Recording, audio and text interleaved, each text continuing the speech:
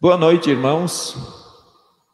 Queremos aqui saudar cada um de vocês na paz e no amor do nosso Deus. Esse Deus que tem nos guiado, tem nos protegido, tem nos abençoado por mais um dia. Hoje nós temos uma grande oportunidade de falar um pouco mais da palavra de Deus e, ao mesmo tempo, de ver. O nosso objetivo é fazer com que cada um reflita na sua própria vida o que mais nós podemos fazer para o reino de Deus. E nós temos um convidado nesta noite, um convidado especial, uma pessoa especial para mim, para minha esposa aí, para os meus filhos. Meus filhos até não o conheceram antes, né? E quando o conheceram já eram pequenos ainda, mas uma pessoa muito especial para mim e para minha esposa, porque ele foi o meu primeiro conselheiro quando eu me formei em 98 e quando eu cheguei na Argentina, início de 99, o pastor Ilmo, ele era conselheiro do distrito lá na Argentina. E nós tivemos a grande alegria de poder conviver de uma maneira muito próxima por 1 ano e meio naquele local. E foi um tempo inesquecível, e foi o tempo para nós construirmos uma boa amizade.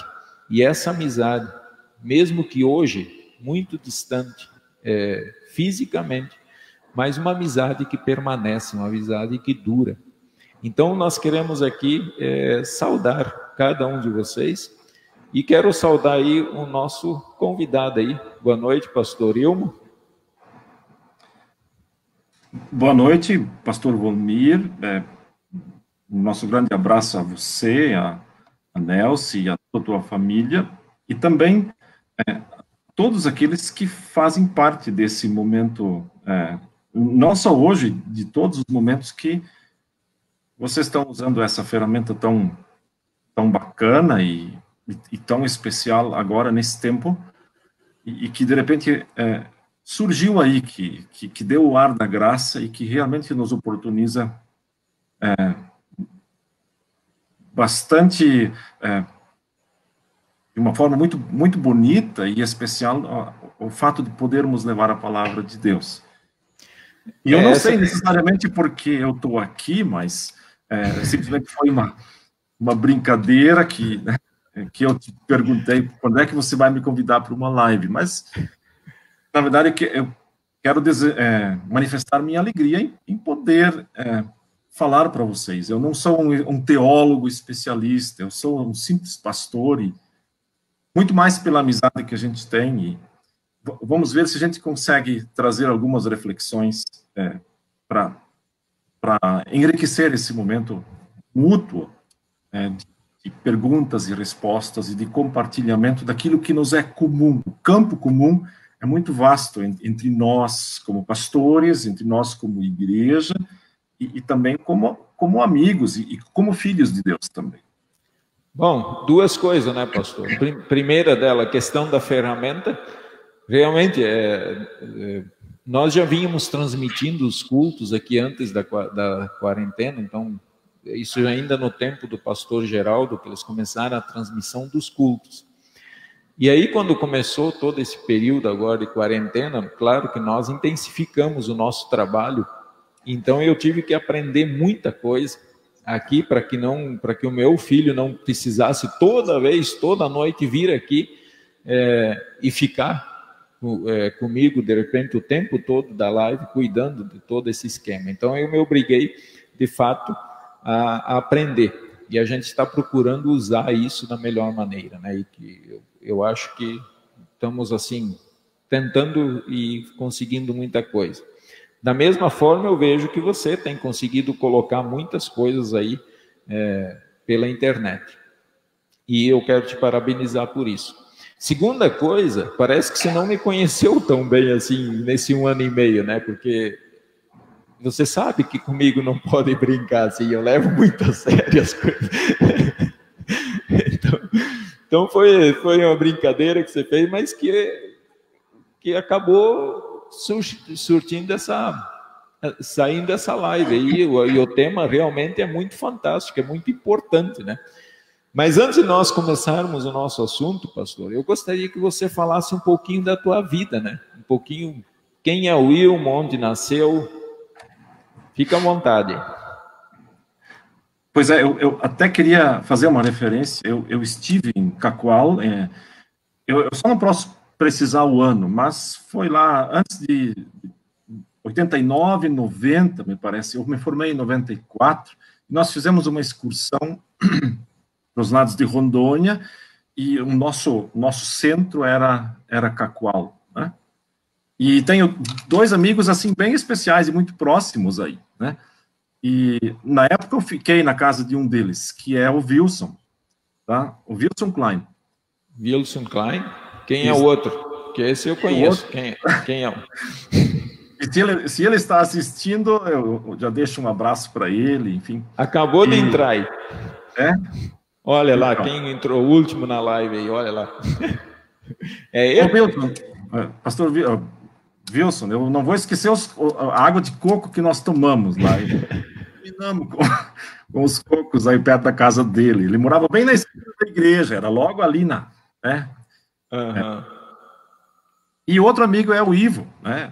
Eu convivi com ele no seminário e nós fizemos P200 junto, em Dois Irmãos. Enfim, era um belo companheiro também na área da música, viajamos com o coral, enfim. Então, se os dois estiverem aí, eu quero deixar meu abraço aí muito, muito caloroso a eles. E tenho, assim, vagas lembranças de Cacoal, né? Daquilo que a gente viu na época, viveu aí rapidamente, porque são 2 ou 3 dias e depois a gente vai embora, né? Mas quem é o Wilson Klein, ele mora em Ji-Paraná, que dá 110 quilômetros aqui de Cacoal.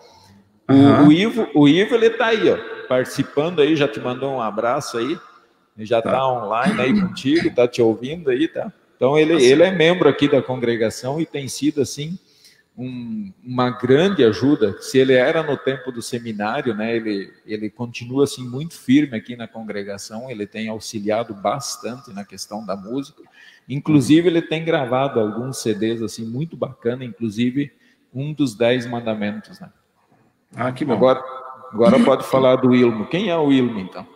Pois é, quem é o Wilmo? Eu hoje tenho 52 anos, eu nasci bem próximo ali onde é que nasceu o Wilson também. Nós devemos ter uma distância aí de 30, 40 quilômetros, as casas dos nossos pais de distância, no município de Santo Cristo, Rio Grande do Sul, e o Wilson nasceu em São Paulo das Missões. São municípios bem próximos aí, é bem no sul, já na divisa com a Argentina.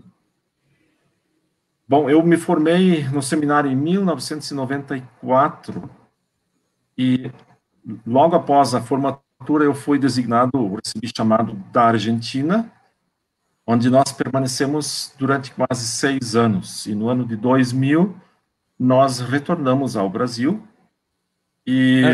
A Argentina também foi o teu primeiro ministério? Foi meu primeiro ministério e, por sinal, muito abençoado. E se na época nós tivéssemos tido a oportunidade de conseguir a documentação, e você mesmo sentiu isso também, esses problemas é que nos impediram de permanecer mais tempo por lá e de fazer uma carreira no país vizinho. E mesmo assim foi um ministério muito, muito abençoado, e nós temos hoje grandes amigos lá, nós temos compadres lá, e eles nos visitam, nós visitamos eles. Então ficou esse carinho bem especial por aquele povo, aquela gente, enfim. E depois disso, no ano de 2000, nós voltamos ao Brasil e trabalhamos em Coronel Barros, onde vocês nos visitaram, eu não sei se você se lembra disso. Lembro. Os filhos de vocês eram bem pequenos, e aí nós permanecemos durante quase 5 anos.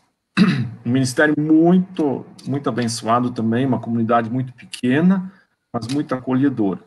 E aí nós viemos mais para cima, para o Rio Grande do Sul, na cidade de Gramado, onde permanecemos durante 7 anos completos, um ministério muito, muito, muito frio e, ao mesmo tempo, muito quente, ao lado daquela gente querida lá de Gramado. Foi uma maravilhosa estada em terras de Gramado. Depois, nós viemos para Guarapuava. Nós achávamos que, depois de 7 anos, teríamos que dar esse espaço, ceder o espaço para um novo pastor em Gramado, e aí nós resolvemos mudar e viemos para Guarapuava, onde permanecemos bem pouco tempo, 1 ano e 4 meses.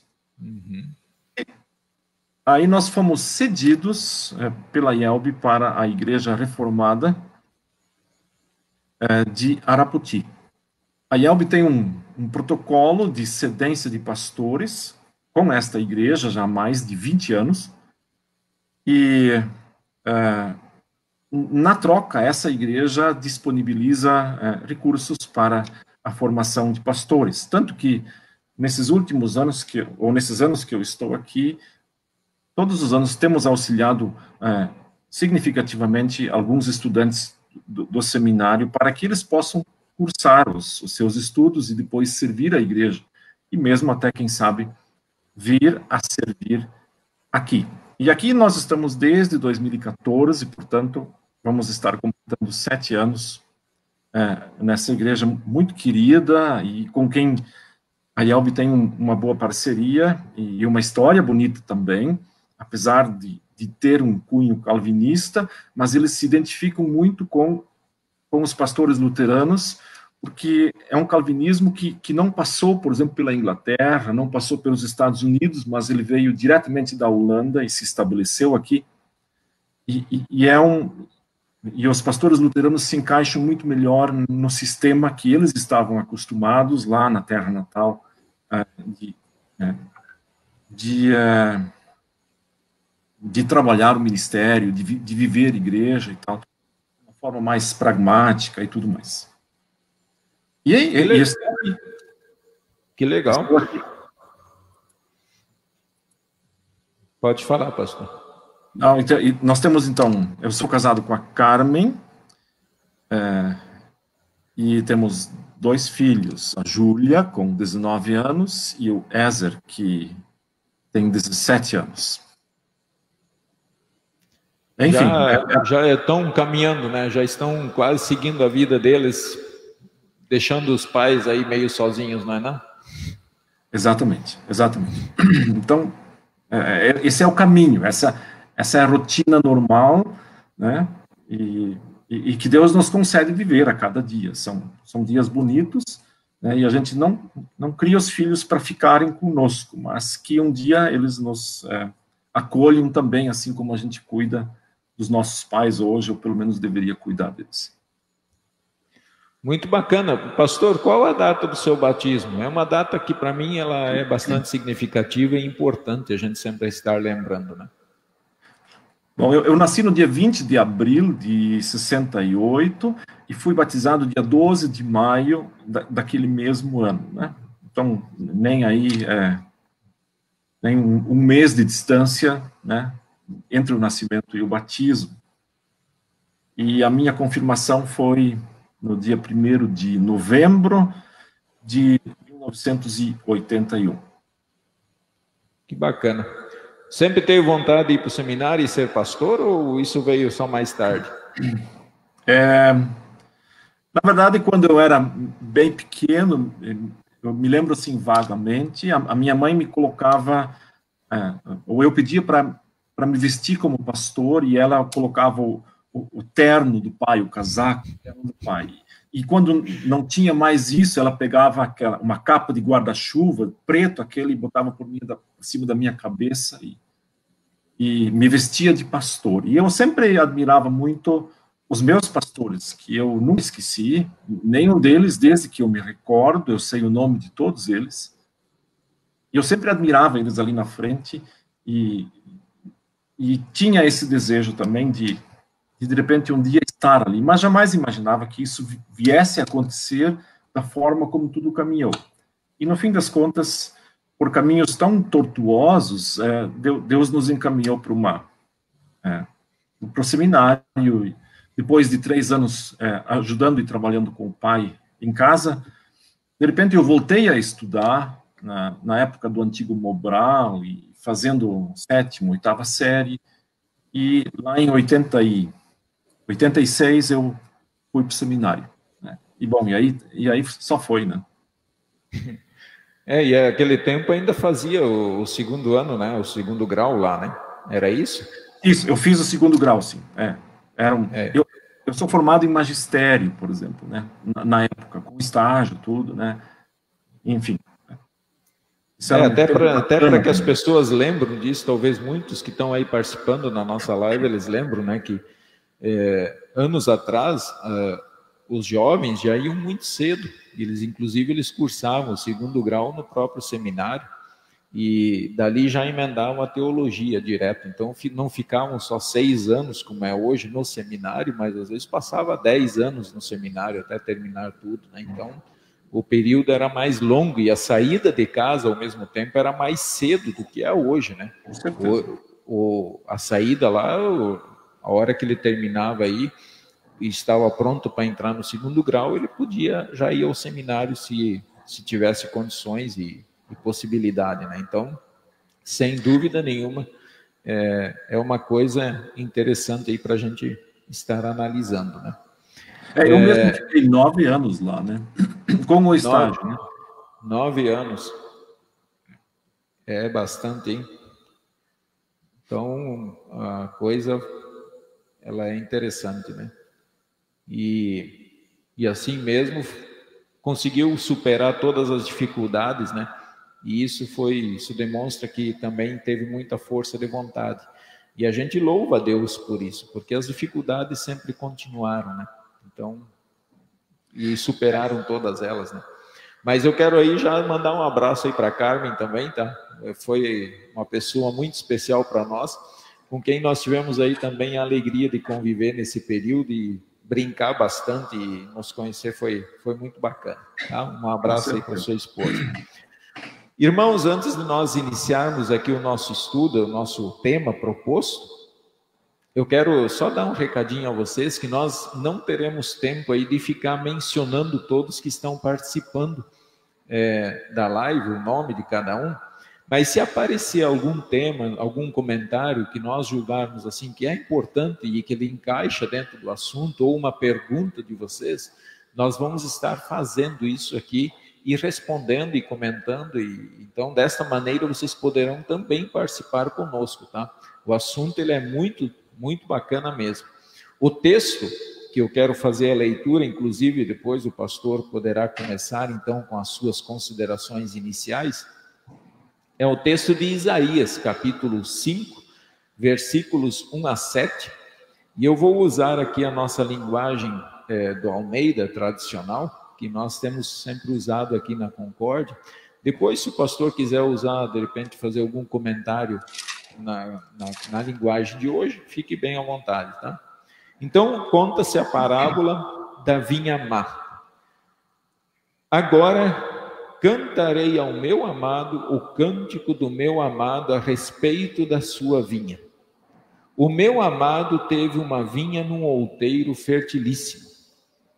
Sachou-a, limpou-a das pedras e a plantou de vides escolhidas. Edificou no meio dela uma torre e também abriu um lagar. Ele esperava que desse uvas boas, mas deu uvas bravas. Agora, pois, ó moradores de Jerusalém e homens de Judá, julgai-vos, peço, entre mim e a minha vinha. Que mais se podia fazer ainda a minha vinha, que eu não lhe tenha feito? E como, esperando eu que desse uvas boas, veio a produzir uvas bravas?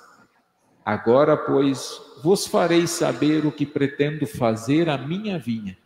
Tirarei a sua sebe, para que a vinha sirva de pasto. Derribarei o seu muro, para que seja pisada. Torná-la-ei em deserto. Não será podada nem sachada, mas crescerão nela espinheiros e abrolhos.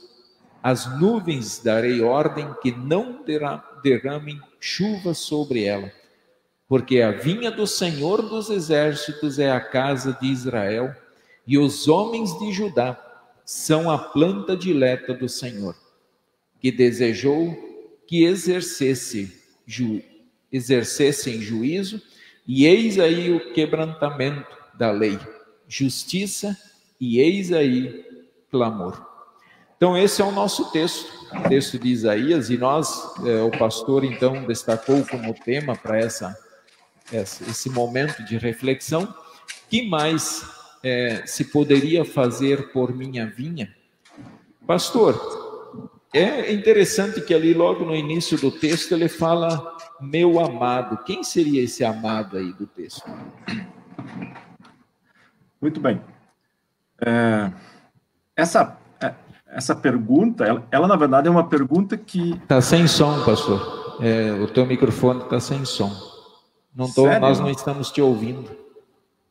Mesmo? Será? O que será que aconteceu? Onde é que eu tenho que apertar aqui? Não, pode, agora eu estou ouvindo. Agora deu certo. É que na verdade eu tinha colocado nos comentários aí, né? Tá. Muito bem. Pode. Então, com respeito a essa pergunta, ela é uma pergunta feita por Deus, né? E por isso que ela é importante. E ela não termina conforme termina a parábola.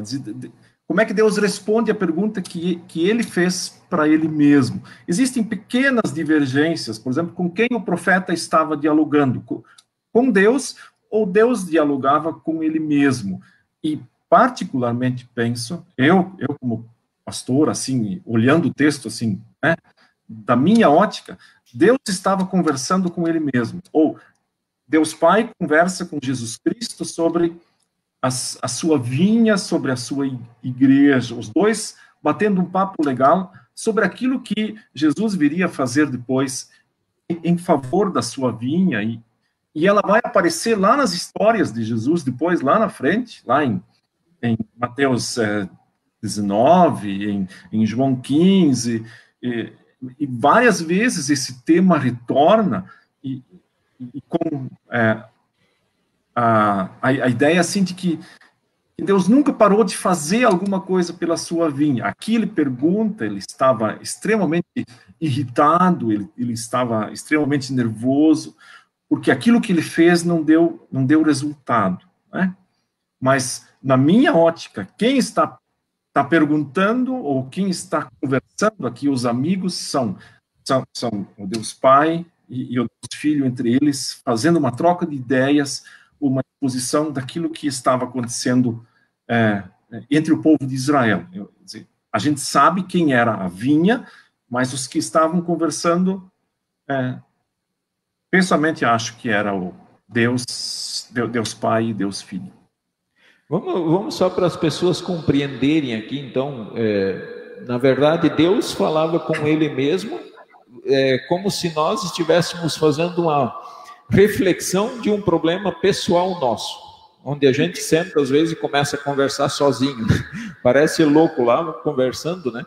E Deus está fazendo isso ele mesmo, então ele está agora olhando para a sua vinha.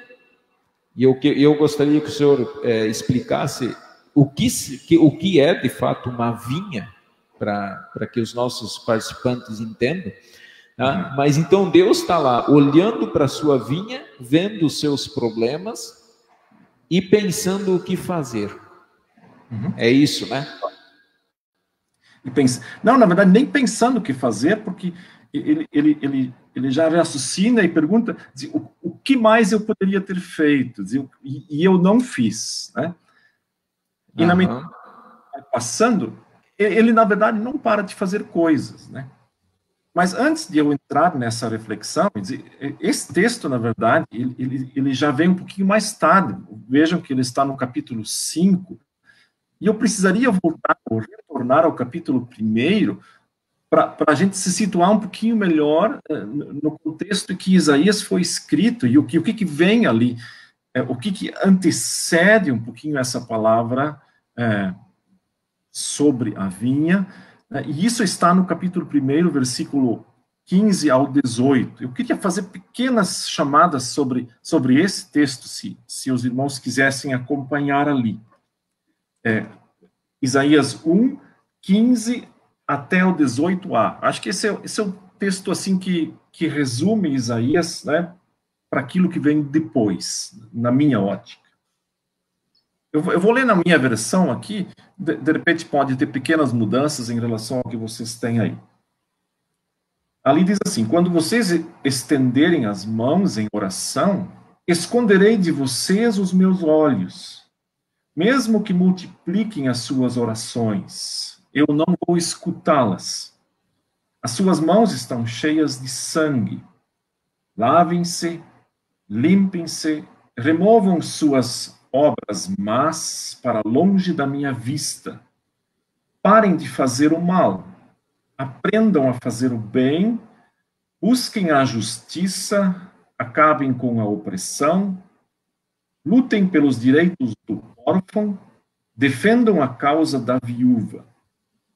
Venham, vamos refletir juntos, diz o Senhor.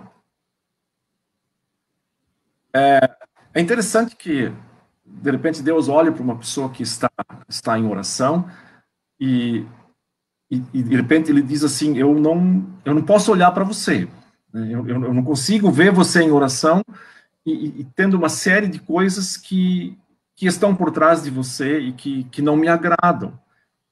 E aí ele começa a falar dessa limpeza, né?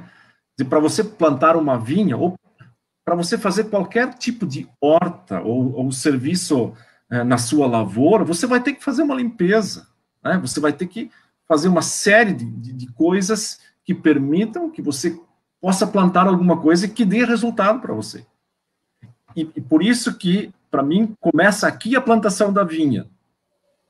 Pela limpeza, pelo lavar-se. Isso é uma coisa tão próxima de nós agora, esse negócio de lavar-se, né? De higienizar as nossas mãos, cuidar com a higiene bucal e tudo mais para não infectar alguém e tal. Eu não estou falando coisa estranha aqui, né? O cuidado que a gente deve ter para não ser um transmissor do vírus, por exemplo, a outras pessoas. E aqui Deus diz que as pessoas precisavam fazer uma limpeza. E isso pode até nos levar à reflexão assim do nosso batismo. Você me perguntou antes, né? Quando você foi batizado? Então, a ideia, mais ou menos, me parece ser aqui. Nós entendemos o batismo luterano, ou de uma forma evangélica, de que ele é um lavar renovador e regenerador, né? Tem um vírus que é muito mais antigo do que o Covid, e ele nos atinge, né? E para que a gente possa fazer parte da vinha, é necessário que aconteça uma limpeza de nosso coração, de pensamentos e de tudo que faz parte da nossa, inclusive da nossa genética, do nosso comportamento, da nossa vida, né? E isso Deus precisa fazer. Claro que aqui está sendo feito o convite, vocês têm que se lavar, né? Mas depois ele vai falando e vai dizendo, limpem-se. Bom, se limpar já não... Limpar o coração, isso já é uma coisa que Deus tem que fazer, né? O sangue de Jesus, ele nos purifica de todos os pecados. Aí você já tem uma relação com a Santa Ceia, enfim, há todo um apanhado anterior ao que vem depois lá na vinha. Okay? É interessante, pastor, que esse vírus que você mencionou aí, do qual nós precisamos que o Espírito Santo nos lave, ele é justamente o pecado, né? Que nós podemos estar no local mais tranquilo do mundo e mais bem cuidado, que é o útero de nossa mãe, né? E mesmo lá, esse vírus nos atinge. Desde o momento da concepção, esse vírus já nos pega em um local tão bem cuidado, preservado, onde a mãe também, ela passa a se cuidar de uma maneira tão especial, mas lá esse vírus nos atinge. E é muito importante isso aí, quando ele fala de lavar, e eu acho que quando ele até diz assim, lavai-vos, purificai-vos, ele está, de repente, talvez até mostrando no sentido da nossa, querendo mostrar o poder dele e a nossa incapacidade, que essa é uma das coisas que eu não consigo remover de mim. Eu não consigo me purificar do meu pecado sozinhos, fora da presença de Cristo, né? Porque é Cristo quem faz isso. Não sei se o meu pensamento está certo, o que o senhor diz isso? Não, isso está bem dentro daquilo que nós aprendemos desde pequenos no nosso catecismo e tal, de que essa remoção, né, e o batismo remove esse pecado também, ela precisa ser feita por Deus. E por isso Deus muitas vezes reclama ao longo do Antigo Testamento, vocês não podem transformar as vossas ofertas, as vossas liturgias em apenas algo externo, né? Apenas num rito, mas isso tinha que ter uma conexão com ele, uma conexão interior, e que permitisse que ele pudesse fazer isso, e não apenas o rito como tal. Havia sempre uma ligação com Jesus Cristo, o Cordeiro de Deus que levava esse pecado embora, e que ainda o leva, né? E infelizmente todos nós somos dependentes desse perdão, precisamos ser afetados por essa limpeza, e graças a Deus, também por uma iniciativa de nossos pais, e por sinal muito louvável, né? Às vezes os pais podem ter sido, às vezes, relaxados, os pais podem ter sido um pouco desligados da igreja, às vezes, mas quando nascia um filho, a primeira coisa que eles pensavam, nós vamos ter que falar com o pastor, nós vamos ter que batizar, né?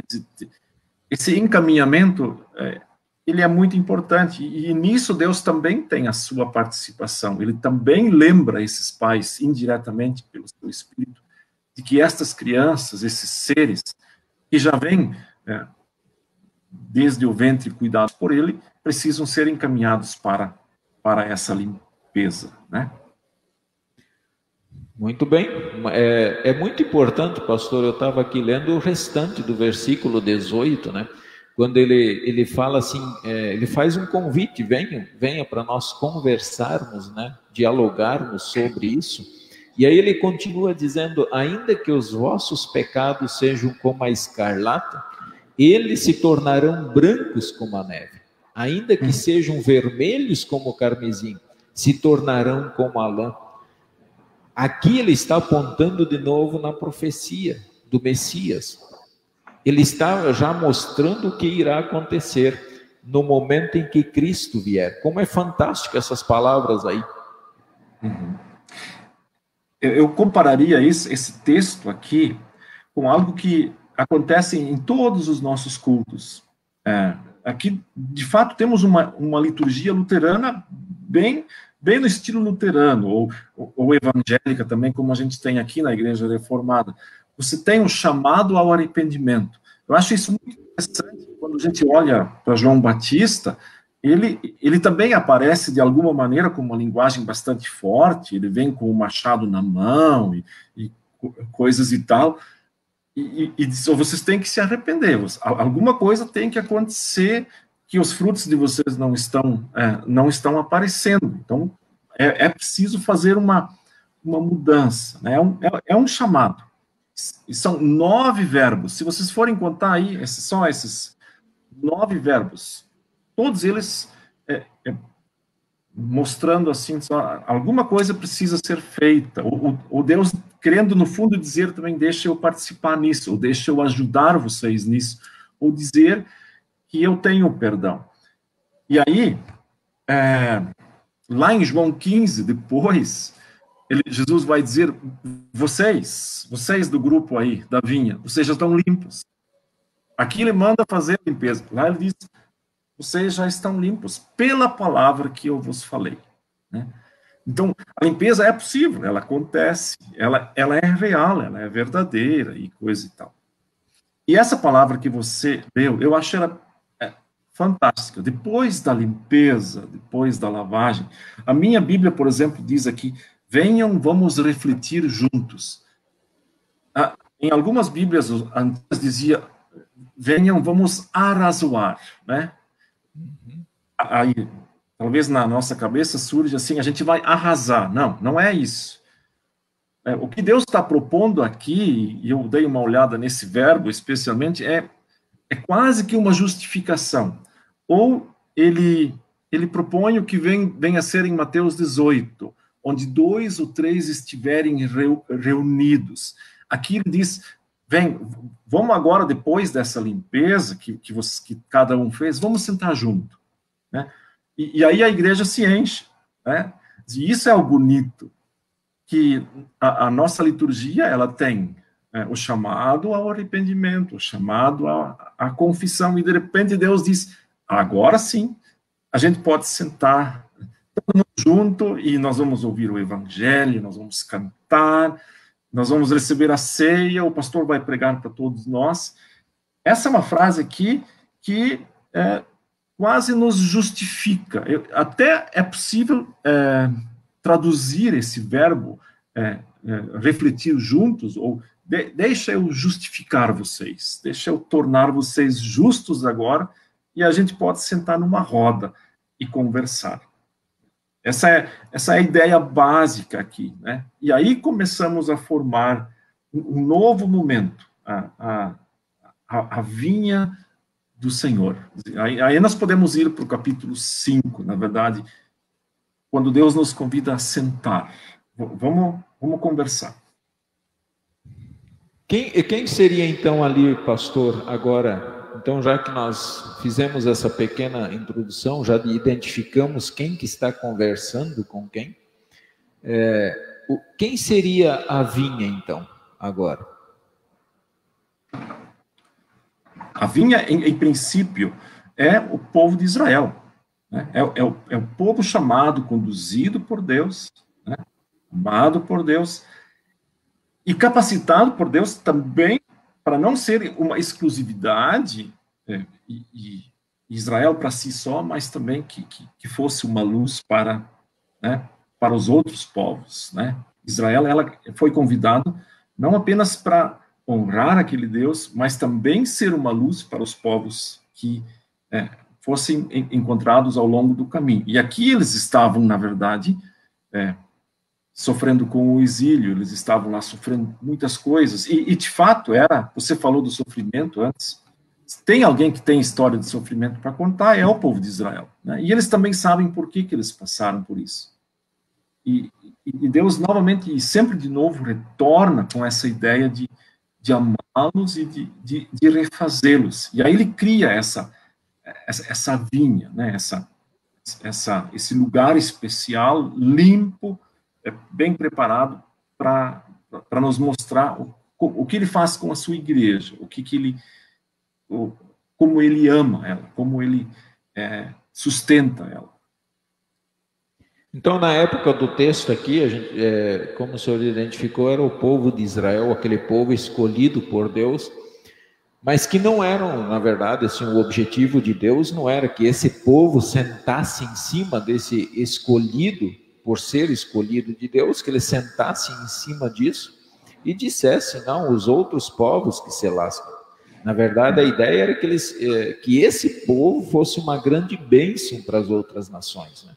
Uhum. Trazendo isso, então, para o Novo Testamento, agora essa ideia de vinha, e até você mencionou João 15, somos nós hoje, então, a vinha do Senhor? Como igreja, sim. Nós somos o povo que Deus cuida. E ele continua a fazer muita coisa por nós. Deus que disponibiliza a sua palavra que disponibiliza o seu Filho, que disponibiliza os sacramentos. Quer dizer, o que mais ele poderia nos dar? Quer dizer, o que mais nos falta como igreja? E daí, de repente, a gente vai chegar à conclusão, mas nada, nós não precisamos mais de nada da parte de Deus. E ao longo da história vai mostrar que Deus ainda vai fazer muito por isso, por nós. E muitas vezes até porque nós nem sempre fazemos as coisas que Ele quer, ou da forma como Ele quer também. Mas hoje, na minha visão, a vinha é a própria igreja, né? É o povo que Deus ama, o povo que Deus tem aqui, né? Que é uma luz para o mundo. Ela é especial por isso. E sem dúvida nenhuma né, pastor? Porque quando nós pegamos lá o texto de João 15, quando Jesus fala que ele é o ramo, né? Ele é a videira, né? Ele é a videira e nós somos os ramos, né? E aí nós jogamos isso hoje numa visão de mundo, assim. Já imaginou, então, Jesus é a videira, né? Quantos ramos estão espalhados pelo mundo todo? Se nós pudéssemos desenhar essa videira hoje, né? Como é que será que seria esse desenho dessa videira dentro do nosso planeta todo? Ele seria um desenho fantástico, porque não há lugar, na minha opinião, pelo que eu vejo, não há lugar que não tenha cristão, que a igreja de Cristo não esteja presente. E aí, essa videira, até pegando um pouquinho agora o texto de João 15, comentando ele, lá ele fala justamente da limpeza, que assim como nós temos quando alguém planta uma videira em casa, precisa cada ano fazer a poda para que ela produza frutos, né? Então, Deus continua cuidando. E o que seria então essa poda, essa limpeza da videira no dia de hoje, na igreja de Deus? Qual é a tua visão? Como é que acontece essa limpeza hoje? Pela mesma forma como ela aconteceu em Isaías. Nós temos uma coisa que se chama lei e evangelho, né? A lei, muitas vezes, ela precisa ser pregada com certa dureza, né? Ou, né? Que ela realmente chegue lá onde está o erro. Limpem-se, confessem os seus pecados e tal. Essa é uma limpeza necessária. E não sei se tem pareiras ou videiras lá em Cacoala, em Rondônia, mas nós que passamos por Gramado, na nossa região, o pai sempre tinha uma pequena pareira e anualmente era necessário fazer aquela poda, e dependendo um pouquinho da lua que você fazia essa poda, a videira ela chorava muito, inclusive, né? Isso se dizia assim numa linguagem, ela vertia muita água, né? Então, ela precisava desse desligamento daqueles ramos, porque se você deixa crescer uma pareira de uva, ela vai tomar conta e não vai produzir absolutamente nada. Então, assim também vai ser na igreja. Se nós não temos uma lei, se você não tem um chamado ao arrependimento, a turma vai debandar. As ovelhas vão todas embora. Então, esse chamado é a lei, esse corte, essa poda. E eu quero fazer uma observação interessante, que viria depois, mas sobre a própria pareira. Quando ela, depois de podada, quando ela brota, quando ela exibe os primeiros ramos, e casualmente essa é a época agora, em julho, agosto, em que se fazem as podas. Mas quando começam a surgir os primeiros brotos daquela pareira, daquela videira, é interessante observar onde saem os de uva. Eles não saem mais adiante da terceira ou quarto nó que surge aí, né, da parede. Muito próximo sempre à videira. Longe dela, não vai ter produção. O que significa isso? Na medida em que eu estou bem próximo de Jesus, eu vou conseguir produzir. Ele vai me proporcionar pelas vitaminas, de novo, palavra e sacramentos, ele vai me proporcionar condições de eu produzir, né? Essa proximidade. E eu vejo isso de novo com o convite de Isaías. Vamos sentar junto, vamos ficar próximos. Onde 2 ou 3 estiverem reunidos em meu nome. Tem tudo a ver com culto, né? com liturgia, com celebração. Me parece assim, uma coisa tão significativa nessa fala de Isaías e nesse estudo aqui desse texto da vinha. Pastor, essa reflexão de estar próximo, ela é muito bacana e a gente pode até, inclusive, dizer para os nossos participantes da live aí, para eles pensarem na vida deles, quando foi que a família deles estava em um bom clima, sempre estava assim, um clima agradável dentro da sua casa, se não era o momento em que eles estavam próximos, todos estavam próximos da videira. Quanto mais nós nos aproximamos da palavra, e aí até um fato interessante, eu quero aproveitar para chamar assim, atenção para as devoções diárias, para a família sentar, abrir a Bíblia, orar em conjunto por alguma situação que naquele momento eles como família estão enfrentando alguma dificuldade. Então eles oram em conjunto e esse orar, esse ler a palavra lá já dentro do seu lar, isso torna os moradores daquela casa muito mais próximos.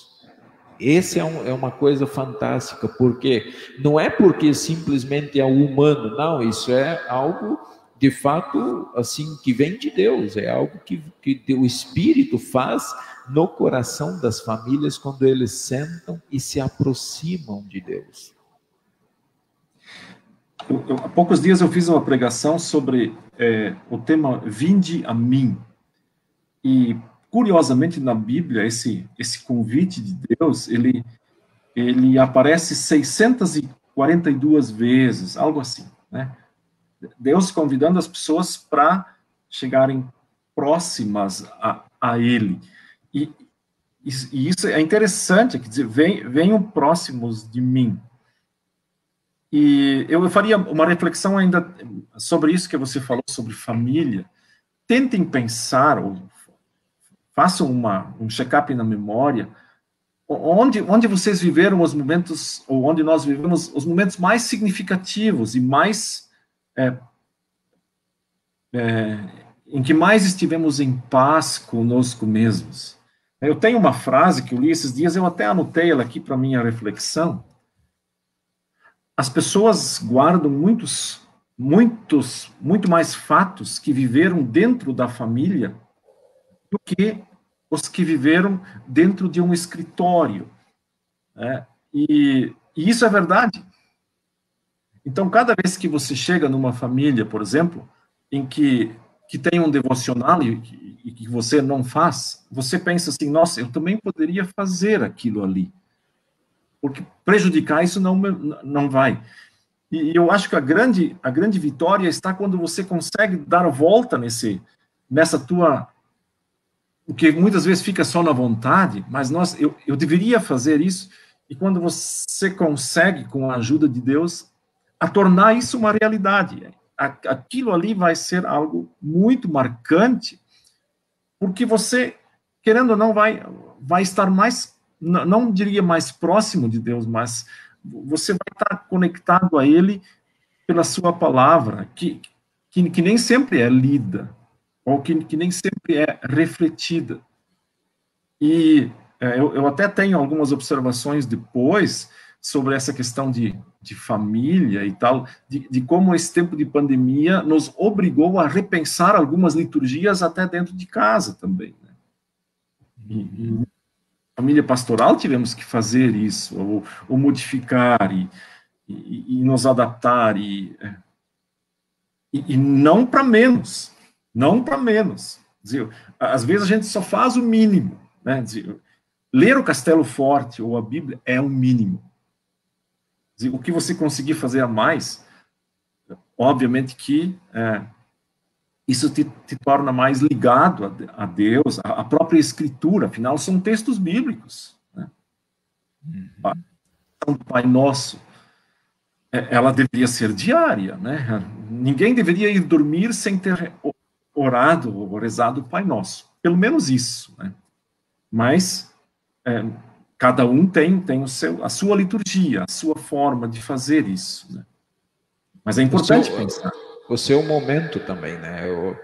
Cada um consegue, talvez em um momento especial do dia, seja ele qual for a hora, mas que tenha esse momento, que aconteça esse momento. Não importa, nós não estamos dizendo tem que ser depois do almoço, depois da janta, antes de dormir, não. São sugestões, isso são sugestões, mas que cada um pudesse avaliar o seu momento. Qual é o meu momento que eu consigo melhor me concentrar para falar com o meu Deus? Para que seja um momento, de fato, gostoso e marcante na vida, porque cada momento que nós conversamos com Deus, ou lemos a Escritura em que Deus conversa conosco, é um momento especial e que merece todo o nosso respeito e carinho, né? Verdade.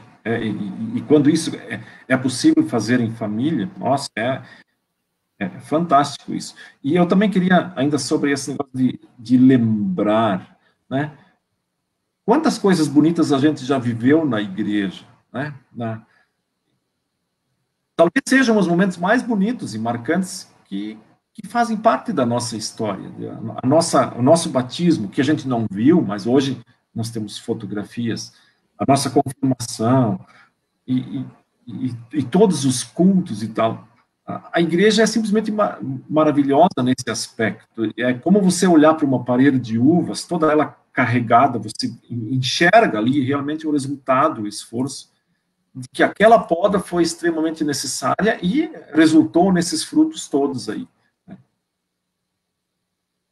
Muito bem, pastor. Quando então ele faz essa pergunta, ele está olhando para aquela vinha toda dele, né?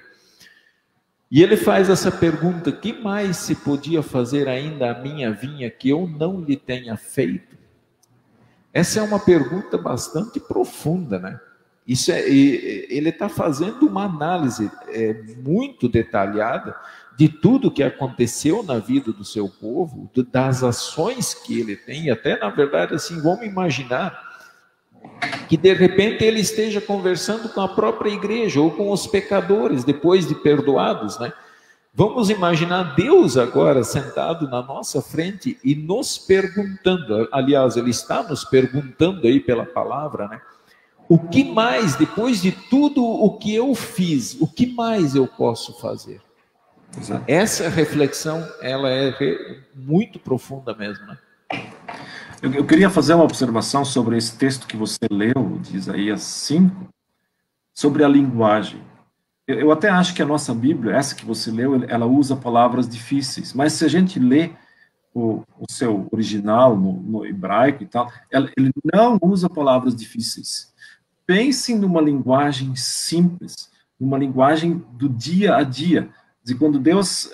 Isaías tem alguns trechos que talvez sejam um pouco mais difíceis, mas esse texto, no seu original e também na Bíblia, na linguagem de hoje, não tem nada de difícil. É uma coisa tão simples, tão elementar. E o que chama a atenção também é que aparece várias vezes o verbo de Deus fazendo. É como se ele estivesse trabalhando com as mãos dele, né? É ele que está cavando, é ele que está fazendo a torre, é ele que está fazendo a cerca, é ele que está, né? É ele que manda a chuva. Deus está na lida, Deus está sujando a sua mão, aduba, e enfim, afinal, o que mais eu tenho que fazer? Deus de repente cansa, ele mostra isso em Jesus. Jesus de vez em quando ficava cansado, porque a turma caía em cima dele, né? Sugava ele. Mas Deus fez isso com tanto amor, na minha visão, assim, olhando para a linguagem de Isaías, que é impressionante, é detalhista a questão aqui, né? O cuidado que Deus tem por nós e pelo seu rebanho, pela sua vinha, né, é detalhista, ele é muito profundo, e por isso a pergunta também, né? No fundo, a pergunta me atinge, e eu tive que me fazer isso também. O que mais eu poderia fazer pelo Ilmo, que eu não fiz? Existe um hino no nosso cancioneiro aí, eu acho que vocês gostam de cantar ele também, eu não ouvi vocês cantar isso ainda, mas provavelmente sim. Morri na cruz por ti, que fazes tu por mim?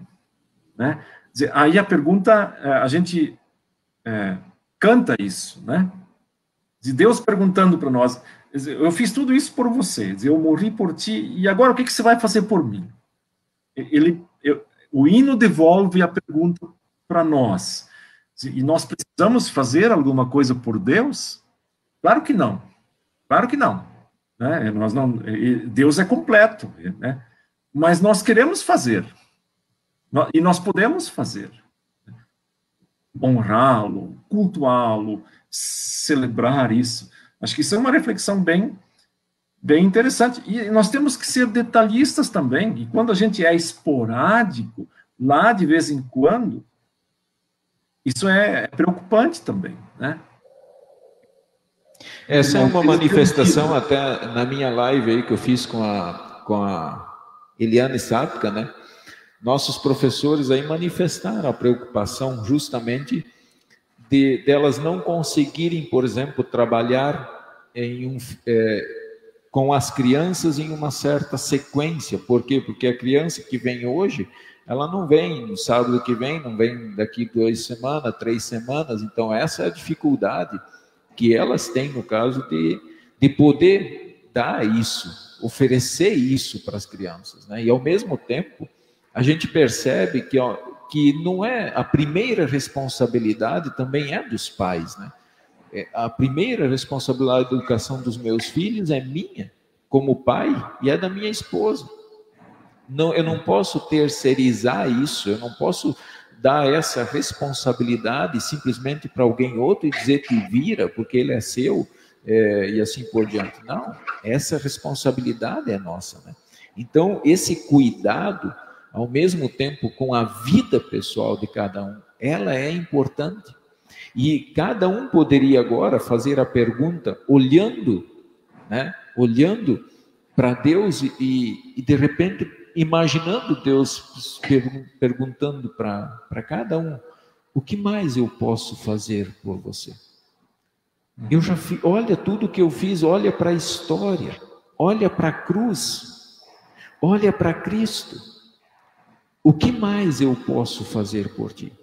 Né? Então, essa pergunta realmente ela é bastante provocante. Existe alguma coisa demasiadamente difícil que nós somos chamados a fazer no trabalho, no reino de Deus ou na igreja? Não me parece. Eu até ia fazer essa observação quando eu falei das palavras simples. Eu diria assim, igreja ou ser igreja é simples, mas não é fácil. Faz sentido. Qual é a dificuldade, por exemplo? Ou é simples levar um filho, por exemplo, para a igreja. Ou é muito simples, é pegar o carro no domingo de manhã ou no sábado à noite, o culto de vocês é sábado à noite. Vou levar. Isso é simples, é fácil. Pensa numa coisa fácil. Ao mesmo tempo, ser igreja é difícil. Não foi fácil para Deus. Claro que não. Jesus lá na cruz também, ele queria, se possível, tira de mim essa dificuldade. Não foi. É simples, mas tem suas dificuldades. E a gente justamente aprende nas dificuldades. E por isso que, muitas vezes, nós temos que bater o pé. Nós temos que decidir por alguma coisa. Não, mas eu vou fazer isso. Eu vou fazer isso pelo meu filho. O filho que hoje você não leva, ele depois também não vai te levar. Quando muito, ele vai te levar para o dia do sepultamento, vai estar lá chorando, enfim. Né? Mas a gente não pode quebrar uma sequência, a gente não pode ser leviano nisso, né? E hoje eu penso que a igreja ela vai ter uma missão muito especial depois que nós começarmos a dar os primeiros passos de volta depois desse pós-pandemia. Nós vamos ter muitos problemas relacionados à mente das pessoas. A mente das pessoas ela está meio confusa, as pessoas não estão raciocinando bem. E eu não diria assim depressões e tal, mas a igreja vai ter que ter um outro aspecto. Nós vamos ter que começar a nos interessar por pessoas de novo, né? Sentar com pessoas, né? A dialogar com elas. As pessoas hoje, quem sabe, não precisam de um pacote de arroz ou de um pacote de açúcar e tal, mas elas estão precisando que alguém sente do lado delas e diga assim, deixa eu te ouvir, deixa eu conversar com você. E essa vai ser a missão da igreja. Eu lembrei da fala do pastor Martinho ontem, numa das considerações finais, ele disse o seguinte, que a visitação pastoral, esse contato com os membros é muito importante. E, de fato, ele é. Mas também penso que essa é uma tarefa que não cabe só ao pastor. Eu sempre fui favorável, assim, de que os membros da diretoria, ou mesmo você pode criar um grupo de visitação, porque daí você sempre tem um feedback daquilo que cada membro ou boa parte da igreja está vivendo, né? Aqui na igreja em que eu trabalho hoje, pela graça de Deus, a gente tem mais ainda essa conexão com as famílias, com os membros. A gente chega na casa deles pelo menos uma vez por ano, junto com os membros do conselho ou da diretoria. E isso é muito importante. O pastor não é o único visitador, ele não é o único pastor. Todo mundo é pastor de todo mundo. O que dá à igreja ainda uma sensação um pouco mais de estar acolhida e de estar entrelaçada, né? Abraçada uma com a outra. A videira de novo aparece, dizer, os ramos eles se entrelaçam, eles vão caminhando e às vezes até com o vento se machucam, e tem os problemas, as brigas e tal, mas a igreja ela se fortalece, ela está unida em torno de uma causa. Quando você, pastor, falou ali de que realmente a visitação e as pessoas hoje, nós vemos tantas pessoas aflitas dentro dos seus lares. E eu não tenho dúvida de que realmente esse período que nós vivemos, as pessoas elas estão tendo necessidade de contato humano. Algumas visitas que eu tive, que eu fiz nesse período aqui, teve visitas que realmente eu disse para as pessoas, olha, peça para o seu pai vir te visitar, ou vai visitar o seu pai. Nós temos que, em certo sentido, confiar na promessa, naquilo que nós tantas vezes falamos nos nossos cultos, nessa confiança que nós mostramos sempre nos nossos cultos, de que nem um fio de cabelo da nossa cabeça vai cair sem que Deus o permita. Então nós temos que colocar isso dentro numa balança e ao mesmo tempo colocar a pandemia. Eu não estou falando aqui de nós simplesmente descuidarmos, mas de nós não descuidarmos do que de fato é importante, a vida, a saúde mental das pessoas, a saúde emocional das pessoas. Elas estão abaladas, tem muita gente hoje abalada dentro das suas casas, que não conseguem sair. Então, esse é um ponto. O pastor sozinho, ele não dá conta, né? Nós temos aqui na Concórdia mais de 300 famílias. Já tentei visitar todo mundo, já fiz uma sequência de visitas tentando, mas sempre tem aqueles fatos que exigem mais cuidado. E aí você, como pastor, eu penso que você vive a mesma coisa.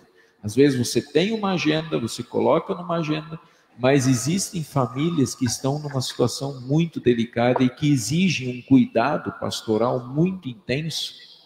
Então, essa parceria entre pastor e membros, eu penso que as servas sejam um grupo muito fantástico, um auxílio fantástico para o pastor nesse sentido também, tanto a diretoria da congregação como as servas, ao se colocar de repente e visitar as pessoas.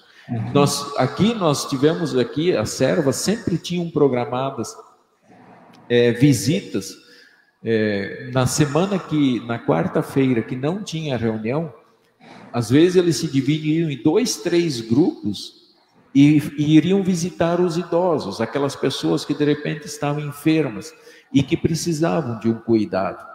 E isso tem surtido um efeito fantástico. Então essa parceria tem que existir, porque o pastor sozinho, ele infelizmente não dá conta de fazer tudo, né? E o trabalho da igreja, o trabalho da congregação, ele é um trabalho muito vasto. Ele é um trabalho, inclusive, nós temos 6 áreas de ação, né? E se nós colocarmos os membros dentro dessas 6 áreas, é impossível, todos os membros se encaixam dentro de uma delas, né? Todos os membros se encaixam. Então, por isso que é uma reflexão muito profunda. Deus, agora, sentado na nossa frente, nos perguntando e falando ao mesmo tempo, afirmando: olha, eu já fiz isso, já fiz aquilo, já mandei Jesus, já limpei a vinha, já coloquei o adubo, vocês têm adubo ali, que é a palavra, a santa ceia, o batismo, o perdão diário, vocês têm isso, o que mais eu tenho que fazer? Exato. E a resposta do povo, né? Vem a resposta: agora eu recebi isso, o que eu posso fazer? É interessante notar que, logo depois dessa pergunta, no capítulo 5, quando Deus a faz, no capítulo 6, ele dá um pastor para a vinha, porque é o chamado de Isaías, né? Dá para ver que Deus não para de fazer coisas, e aqui ele pergunta o que ele não, onde é que ele falhou, e logo ali adiante ele já diz: então vou dar um pastor para vocês. E aí ele chama Isaías, né, que é um chamado fantástico, porque acontece isso dentro de um ambiente assim tão divino, tão especial, e aí entra essa questão que você falou também do pastor, e nós pastores somos chamados realmente para atender o rebanho, mas às vezes me parece assim, de que nós estamos um pouco distantes dos nossos leigos, né?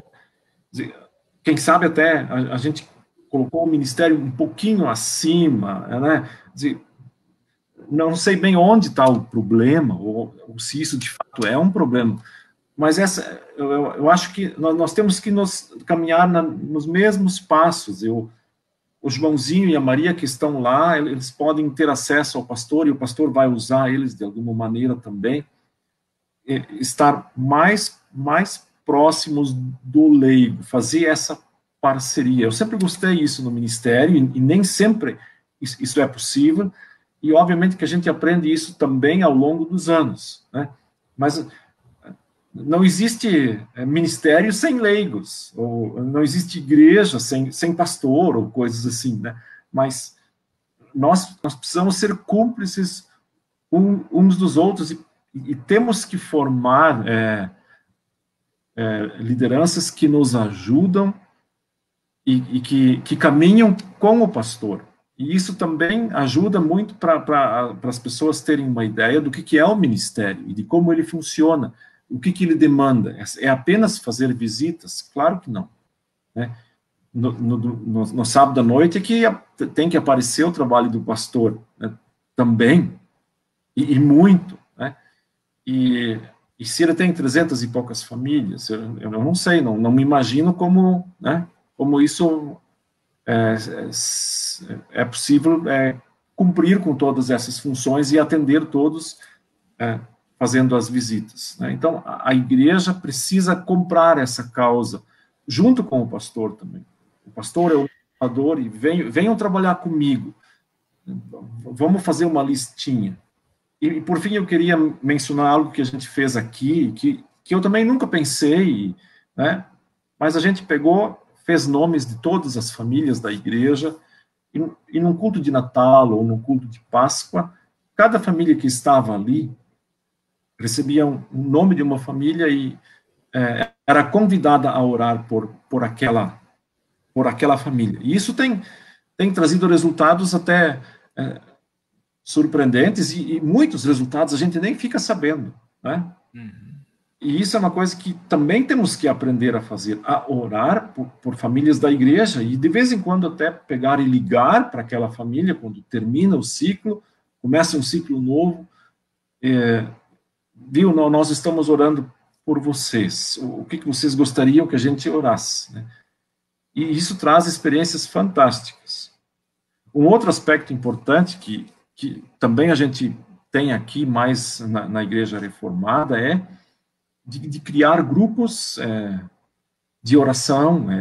Isso também não é tão frequente. Eu não sei como isso funciona em Rondônia e tal, mas eu acho que é importante isso também, quando a igreja tem objetivos, quando ela tem metas a alcançar. Como é que ela vai alcançar isso, né? Ela precisa ter uma retaguarda também de pessoas que se colocam à disposição para orar, ou cria um grupo de oração e ora por determinadas famílias que estão, né? E não apenas de forma genérica nos cultos, não que isso esteja errado, mas às vezes me parece assim, como pastor de 25 anos de carreira, ou 26 já, que nós oramos pouco, né? Não pelo poder da oração, mas pelo poder daquele que ouve a oração, né? E que nos pediu que orássemos. Queria apenas compartilhar essa questão aí. Muito bom. Eu também quero compartilhar, e eu acho que pode ser até e nós estamos aí justamente para conversar sobre o que mais a gente pode fazer, né? A minha visão de ministério sempre foi: pastor nunca está acima de ninguém. E ontem o pastor Martinho, ele ressaltou isso. Então, o pastor, ele nunca está acima de ninguém, seja lá quem for da congregação. Ninguém é melhor do que ninguém dentro da igreja. Nem o grupo de louvor é melhor do que a ação social, nem a ação social melhor do que o grupo da comunhão, nem a comunhão melhor do que o grupo da adoração, e assim por diante. Então, eu sempre procurei transmitir essa ideia para a minha congregação, de que eles são meus parceiros, e se as pessoas olharem um pouquinho para o nosso trabalho nos últimos anos aqui na Concórdia, né, nós temos implantado isso. Nós temos líderes do PEN, pessoas que também, nós sentamos, conversamos, e uma vez por mês esses líderes, eles saem e vão a um grupo de pessoas, a próxima. Eu acho que é uma oportunidade de aproximar as pessoas. E que ano que vem, eu quero continuar com isso, até já falei com eles. Eu vou continuar com as lives, com os estudos aqui, mas eu não quero perder esse contato das pessoas, e muito menos os líderes. Porque se nós não podemos trazer tudo para a internet agora, nós vamos perder muita coisa bonita também.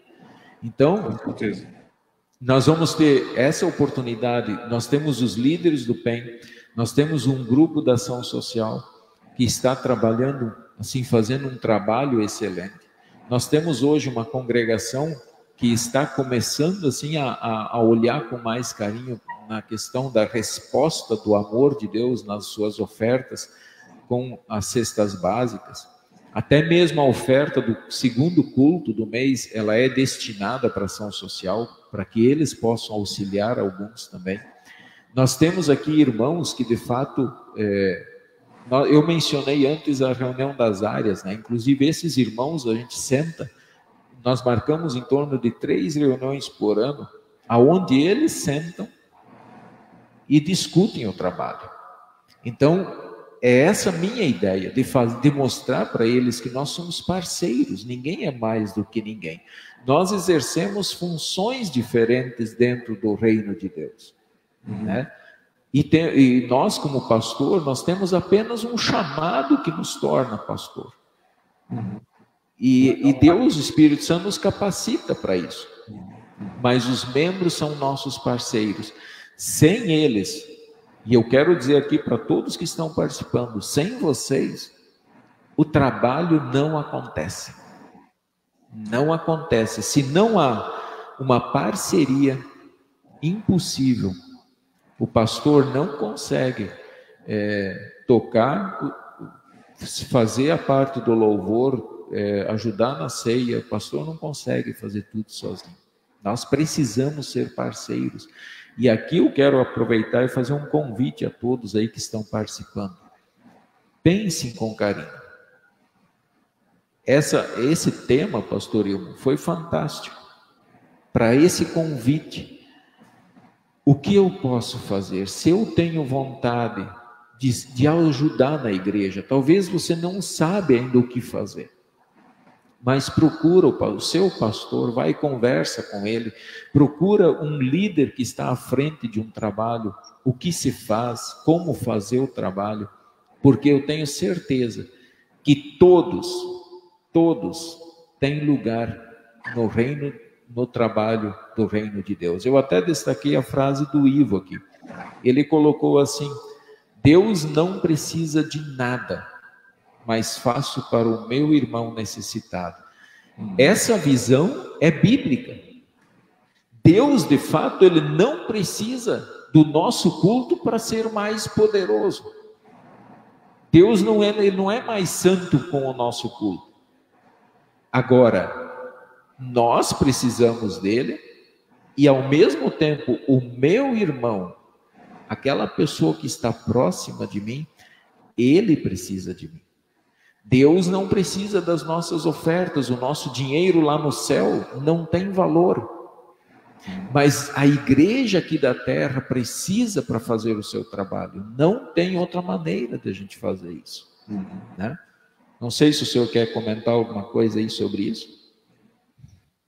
Não, eu julgo importante essa parceria e também que tudo não gire ao redor do pastor. Por exemplo, se você tem uma liderança que está ao teu lado e isso a torna forte para que quando o dia que você sai, vem um outro pastor, não descambe o trabalho. A igreja, ela segue, ela tem que seguir a sua meta, o seu padrão, independentemente do pastor que chega, né?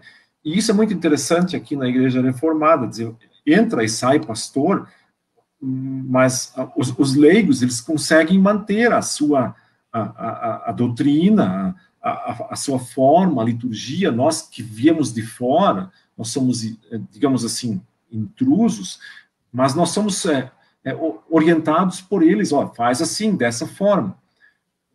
Às vezes acontece que quando vem um pastor formado no seminário, ele quer modificar uma série de coisas, que sempre funcionaram e de repente ele acha que aquilo lá não precisa, ou modifica. Acho que isso às vezes é um perigo, né? Não é o pastor que faz a igreja, mas a igreja se faz junto com o pastor. Essa cumplicidade, na verdade, ela tem que existir. E quanto mais próximos a diretoria, o conselho, esses grupos todos puderem se sentar e também conversar sobre o trabalho do pastor. A gente tem a grata alegria de sentar ano após ano aqui e conversar o que estava ruim, dizer, o que não foi bem feito. E eles vêm também e dizem: olha, pastor, o seu sermão não estava legal. E nós temos que aprender também a dizer isso para os nossos pastores. Mas para isso eu preciso conhecer, né? Ter essa coragem. Dizer, o leigo, ele tem condições de fazer isso. Não gostei daquilo ali porque eu achei que isso não estava correto. Então, a gente precisa aprender a não só receber elogios no final do culto, mas também a receber, eu diria, não as críticas, mas aquilo que nos ajuda a crescer também, né? Como seres humanos e como filhos de Deus, a poda é necessária. O pastor nunca o cara, né? Mas tem alguns que se creem, né? Que se acham, e aí vão patrolando todo mundo, né? E isso não é certo, né? Eles é que são a lei dentro da igreja. Não, a gente faz as coisas na parceria. O leigo não pode ser descartado. Eu acho que isso é bem importante. Eu queria contar uma pequena história sobre passarinhos, né? Fica à vontade. Essa ideia de que nós somos uma igreja e às vezes ficamos muito restritos. Você falou agora há pouco que a igreja tem que começar a sair e tal. Aí um amigo foi visitar o outro e ele tinha uma pequena gaiola cheia de passarinhos, de canários. Mas ela estava relativamente lotada. E daí aquele amigo disse, viu, você não acha que essa gaiola não é muito pequena para esse monte de canários? Aí ele disse, até eu posso aumentar ela, mas daí eles vão voar mais e cantar menos. Tá? Então, essa é a ideia também com relação à igreja. Eu acho que dentro da nossa gaiola a gente canta muito bem. Dentro do nosso... né? A gente fica ali também, né? E às vezes a gente tem que voar. Dizer, o membro ele não pode ficar só na gaiola. Por isso a gente tem templos grandes.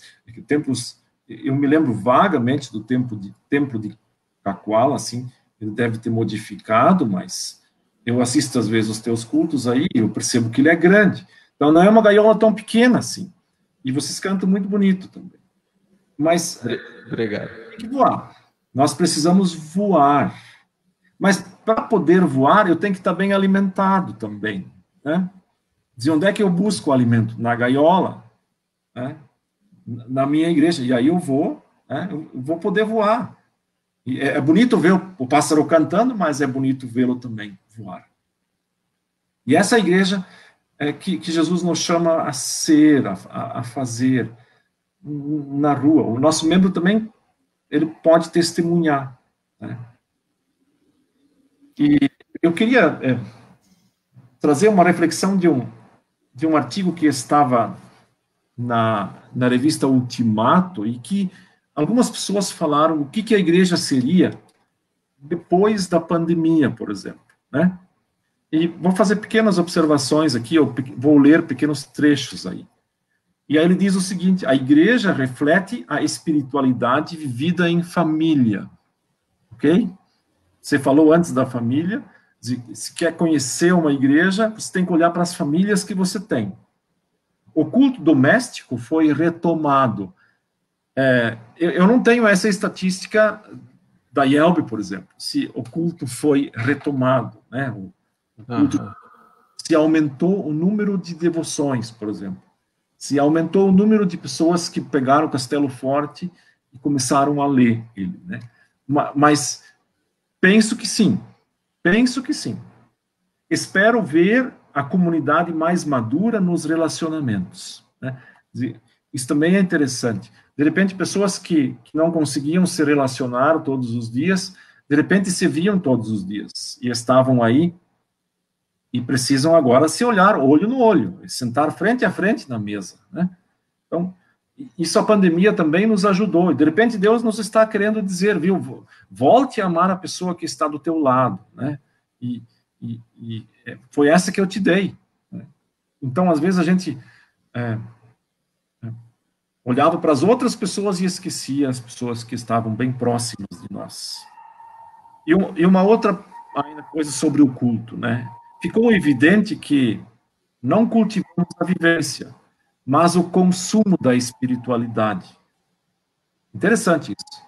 Somos consumidores de espiritualidade. Vamos no domingo de manhã e nos deliciamos com aquilo que vemos lá, ou no sábado à noite, né? Que coisa curiosa. E ele diz assim, pois, isolados em suas casas, sem as reuniões no templo e a assistência dos produtores da espiritualidade, e aí ele fala dos pastores, né? A maioria não sabe como exercitar a vida de fé em seu lar. Basta aquilo que o pastor diz no domingo. Não basta, não é suficiente, né? E daí muitos endeusam o seu pastor. Ele é o máximo. Não, ele não é o máximo, né? Ele ajuda, mas não é o suficiente. Não aprendeu a meditar na palavra de Deus, pois bastava-lhe ruminar a porção pré-mastigada servida no domingo de manhã. Então as pessoas se davam por satisfeitas, e eu acho que isso não é bom para a igreja. Nós temos que retornar, né? Retornar a aquilo que, se não me engano, é dito por Amós. Venham, vamos refletir de novo na minha palavra, ou vamos sentar juntos. Esse convite de Deus é muito significativo e necessário que aconteça. É uma reflexão muito, que até, assim, é difícil falar, assim, a primeira ouvida dela, mas tem algo realmente que é bem importante, que a congregação é o reflexo das famílias que tem nela, né? É aquilo que as famílias fazem lá no seu lar, como as famílias agem. E por mais que às vezes queira sempre se achar culpados, o culpado porque o fulano saiu da igreja é o pastor, ou aconteceu isso e tal, mas eu tenho detectado que muitos filhos não vêm à igreja por causa dos próprios pais, né? Exato. Por quê? Porque os pais na igreja eles são uma coisa e lá no lar eles são outra. Então isso é muito preocupante. Então que de fato as famílias olhassem, tenham coragem de sentar e conversar e resolver aquilo que precisa ser resolvido. E nós estamos aqui para ajudar. Nós estamos aqui como pastores, como orientadores espirituais, para conduzir essa família da melhor maneira. Então, muito boa a reflexão sobre isso, né? Tá? Eu queria eu falei antes que ser igreja é simples, mas não é fácil. Contar uma outra história que eu li e eu acho muito interessante. E ela não está na Bíblia, mas ela envolve Jesus e os seus discípulos. Diz que Jesus chegou em certo dia de manhã e disse para os 12, nós vamos fazer uma caminhada que é relativamente... E cada um de vocês pega uma pedra e a carrega por mim. Evidentemente que pegou a pedra do seu jeito, e diz a história que Pedro foi um pouquinho mais esperto e não pegou uma tão grande, né? Mas em todo caso, e foram, chegaram a certa altura, ao meio-dia, sentaram, e Jesus disse, peguem a pedra que vocês levaram, vou abençoá-la e ela vai se transformar num pão. Um pedaço de pão, e isso vai ser o almoço de vocês. Obviamente que o Pedrinho ficou com fome, né? Porque a pedra dele era... De repente, fizeram o lanche e seguiram o caminho, mas antes de se colocarem na estrada, Jesus disse de novo, peguem uma pedra por mim e vamos adiante. E aí Pedro pensou, disse, eu vou aqui garantir a minha janta, né? E eles foram, de fato, um bom trajeto até o anoitecer. Quando chegaram próximo de um lago, Jesus disse, vocês podem jogar a pedra para o lago agora, para dentro da água. E aí todo mundo questionou, disse, nossa, mas primeiro você transforma em pães a pedra, e de repente agora você manda jogar ela na água. E aí ele disse, vocês esqueceram o início da história, eu pedi para vocês a carregarem por mim. E acho que esse é um ponto interessante. É simples, mas não é fácil. Quer dizer, a gente diz o sim no dia da confirmação, a gente diz o sim no dia do casamento, e no dia da profissão de fé. Mas isso inclui coisa muito séria. Isso não é assim de boca para fora. É algo realmente muito, muito profundo, pessoal, mas é uma decisão que a igreja ouve e que eu me comprometo com ela, né? E é nesse sentido também que eu respondo daí a pergunta de Deus. o que você vai fazer por mim agora? Ou no momento que você vai voar, no momento que você vai ser livre, o que você vai fazer por mim? Né? Mas quando vocês o fazem por mim, na verdade, vocês vão enxergar o pobre, vocês vão enxergar o preso, vocês vão enxergar o faminto. Aquilo que Jesus diz em Mateus 25. Né? Acho que esse é uma reflexão final que eu queria trazer para esse momento aí de conversa. Muito bom, bela reflexão, né? Esse caminhar com Jesus, né? Até eu escutei a palestra lá da Sociedade Bíblica sobre as crianças, e eles usaram, o pastor lá usou o texto de Provérbios: ensine a criança no caminho em que deve andar, né? E aí o filho depois abandonou a igreja e eles perguntaram: sim, mas você ensinou? Ele falou: sim, eu ensinei o caminho. Mas não é ensinar o caminho, é ensinar no caminho. É no caminhar, é no dia a dia que as coisas acontecem. Por isso que se torna difícil muitas vezes, porque é no caminho. E nós achamos que apenas apontar uma vez basta. Não, mas é o caminhar, porque hoje é uma coisa, amanhã é outra coisa. E esse fazer por Jesus, né? Ele pediu para que carregassem as pedras por ele, não para que eles fossem beneficiados, né? Exato. Essa é a intenção sempre, né? O que isso vai trazer benefícios para mim? Não vai trazer. Não, você às vezes tem que fazer por uma causa, né? E lembrar que esses discípulos tiveram que dar a vida, né? Pelo Evangelho. Exato. Né? Isso é interessante que você falou, esse no caminho. Eu tenho vivido muito isso. O pai, ele se envolve responsavelmente com o filho até ele passar a confirmação, e ele descarrega ele todo domingo, se necessário, na escola dominical, e ele vai para casa, né? Ele acha que esse é o caminho, mas ele não está no caminho. E o que significa isso? Ele vai pegar o filho na mão e vai levar ele. Eu acho isso tão interessante. Daí nós também somos parceiros. Não se cria filhos independentes.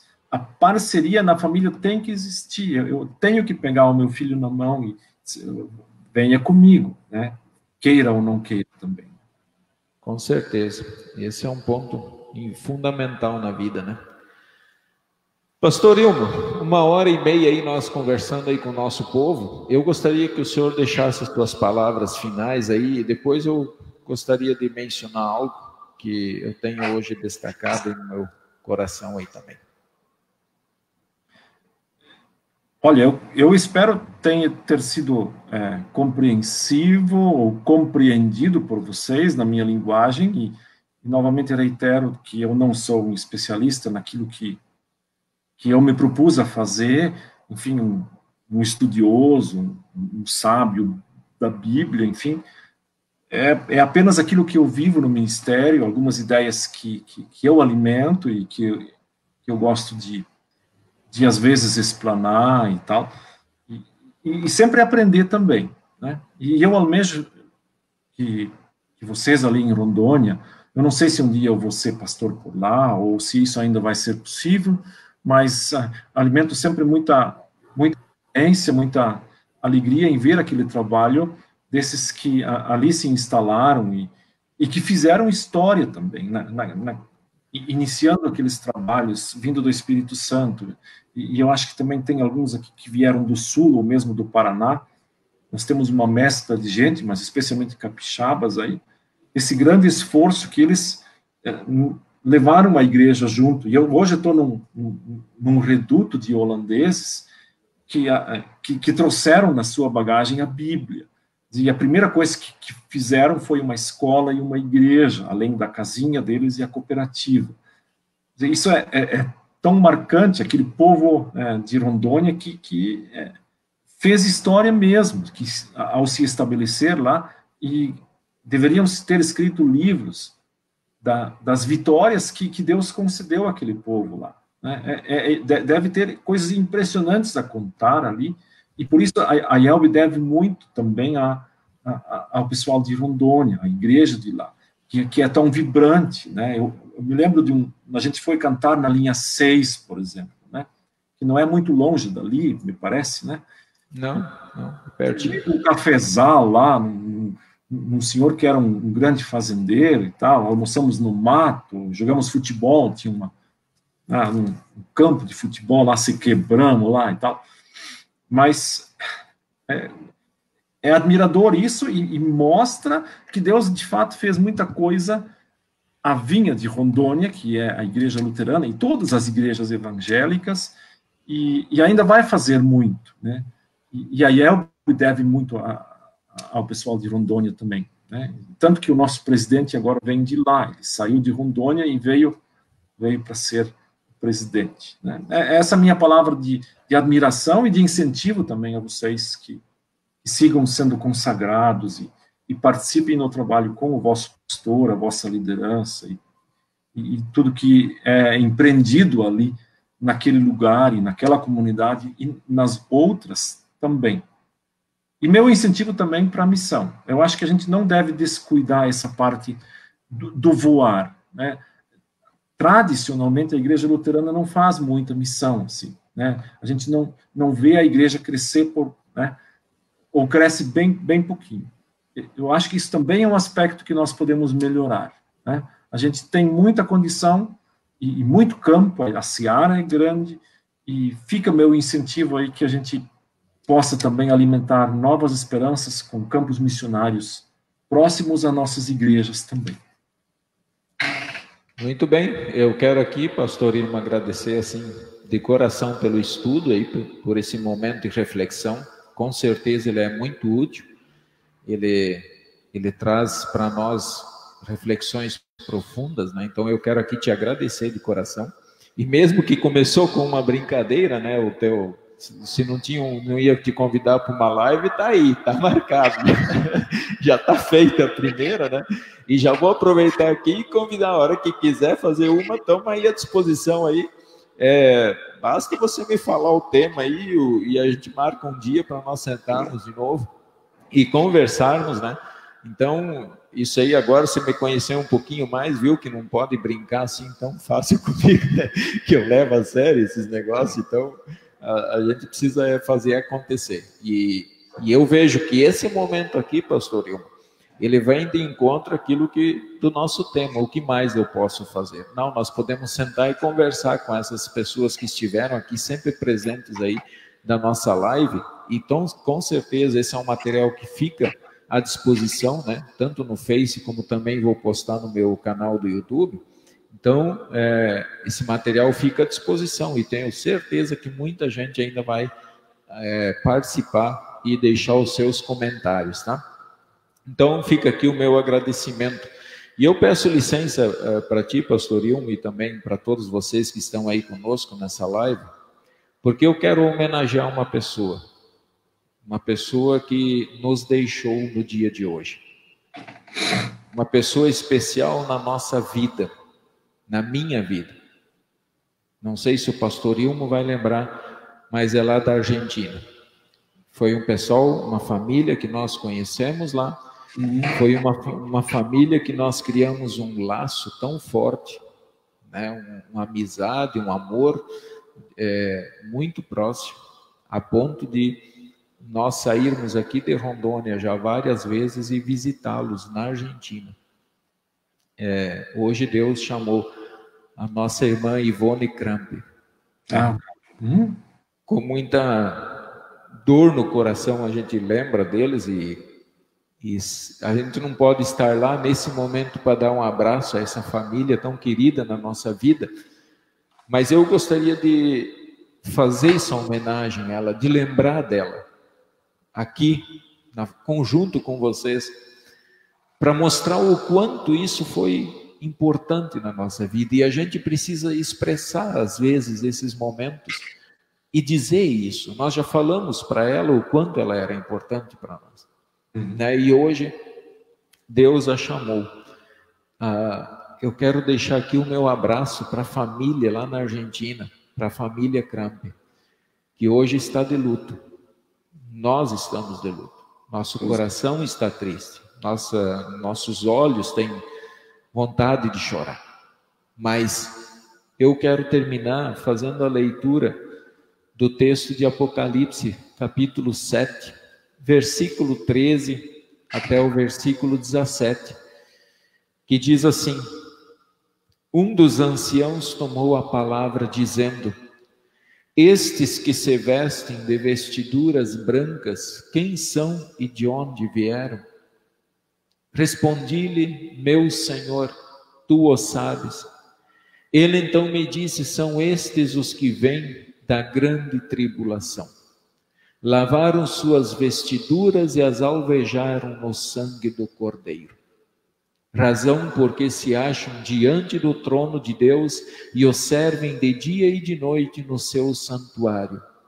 E aquele que se assenta no trono estenderá sobre eles o seu tabernáculo.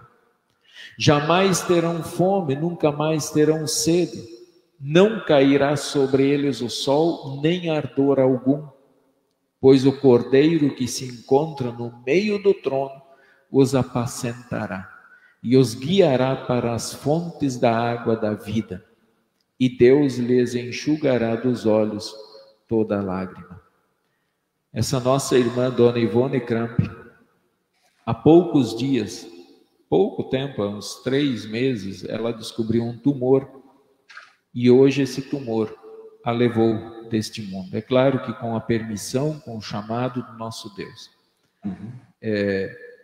Mas ela é uma das que está agora diante do trono do Cordeiro, que alvejou, quer dizer, lavou as suas roupas, lavou o seu corpo no sangue do Cordeiro, e Jesus a tornou santa. Jesus a tornou perfeita aos olhos do Pai, porque ela, em toda a sua vida, foi consagrada ao Senhor. E a partir de hoje, Deus enxugou dos seus olhos todas as lágrimas. Ela não precisa mais sentir dor. Para nós, é claro que é uma tristeza como ser humano, porque nós tínhamos nos programado a ir visitá-los no fim do ano e dar um abraço a ela. Mas provavelmente nós iremos, né? Mas nós não a encontraremos.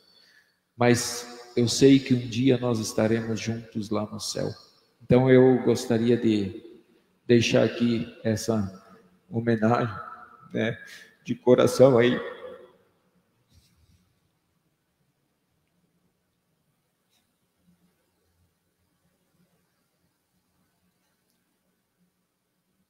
Para essa família que é tão próxima da gente.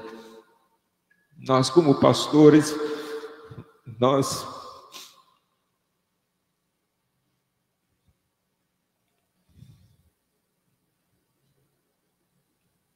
passamos pelos locais, somos pastores nas congregações, e muitas vezes as pessoas acham que a gente não cria laço nenhum, não tem amor, não tem sentimento nenhum.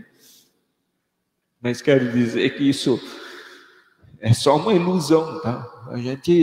Nós somos seres humanos, nós sentimos também. Nós lamentamos a morte de um amigo, de uma pessoa querida, assim como vocês. É claro que nós temos o consolo da vida eterna, né? E é ali que nós nos seguramos. Então, eu gostaria de terminar aí esse momento com uma oração, incluir de uma maneira bem especial essa família aí, tá? Querido Deus, Pai Todo-Poderoso, o Senhor nos chamou lá no nosso batismo. Lá o Senhor nos trouxe das trevas para a luz. Ali o Senhor nos limpou e nos ligou à videira que é Jesus Cristo. Ali nós nos tornamos galhos que produzem frutos, e o Senhor quer ver frutos na sua videira. Limpa-nos, Senhor, de todos os nossos pecados, para que nós também possamos continuar produzindo os bons frutos aqui neste mundo, para que o Teu nome seja honrado e glorificado através da nossa vida e do nosso trabalho. Nós queremos, Pai, pedir perdão por todos os nossos pecados. Colocar o pastor Ilmo e sua família aos teus cuidados, assim como o Senhor tem estado com eles em cada momento. Continue abençoando para que possam sempre, como uma família unida, louvar e bendizer o teu nome. Assim também, todos que estão participando da live, colocamos cada família aos teus cuidados. Abençoa todos os lares, para que eles se aproximam da videira, Jesus, todos os dias, para que haja harmonia entre pais e filhos, entre filhos e pais, para que irmãos possam se entender cada vez mais, e que nós, como igreja cristã, que nós possamos continuar sempre fazendo aquilo que está ao nosso alcance, e aproveitando as oportunidades que aparecem para engrandecer o teu nome. Nós entregamos, Pai, aos teus cuidados os que choram, e de uma forma muito especial a família Cramp, lá da Argentina. Colocamos essa família aos teus cuidados, porque o Senhor hoje chamou dessa vida para a eternidade a nossa irmã Ivone. Pedimos, Pai, que o teu Espírito console o coração dos enlutados, que dê a esperança de um feliz reencontro no céu. Que a tua palavra seja o amparo no coração e no lar desta família hoje e para todo sempre. Assim nós nos entregamos, Pai, de corpo e alma em tuas mãos, te pedindo e te agradecendo, em nome de Jesus, nosso Senhor e Salvador. Amém. Pastor Ilmo, nosso boa noite a ti. Tá? Obrigado. Boa noite para vocês. Um abraço, fiquem com Deus aí, tá? Um beijo aí no coração de todos aí que estão participando da nossa live, e com certeza no sábado à noite, nosso culto aqui estará sendo transmitido novamente às 19h30 em nosso horário. Que Deus assim os abençoe e guarde hoje e sempre. Amém.